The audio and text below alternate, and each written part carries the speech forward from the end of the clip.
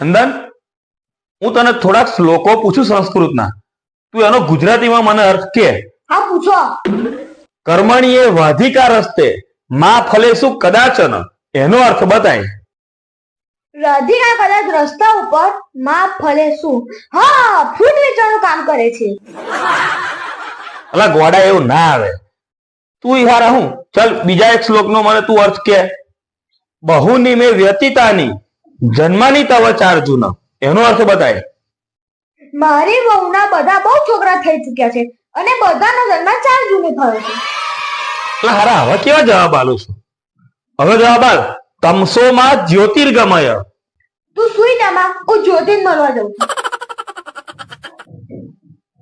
મારા હારા ગધેડા, સંસ્કૃત ભણવા જાઉં છું કે ઘાસ ચરવા જાઉં છું? ચલ હવે જવાબ કે. દક્ષિણે લક્ષ્મણ યસ્ય વામે ચ જનકાત્મજા. દક્ષિણ દિશામાં ઉભો રહીને લક્ષ્મણ એવું બોલ્યો, અલ્યા જનક, તું તો આજકાલ બહુ મજામાં રહું છું. અરે પાગલ, તને એક પણ શ્લોકનો અર્થ ખબર નથી? ખબર છે ને. ચલ આ છેલ્લો પૂછું છું, એનો અર્થ બરાબર કે. હે પાર્થ, તોયા ચાપી મમ ચાપી એટલે શું?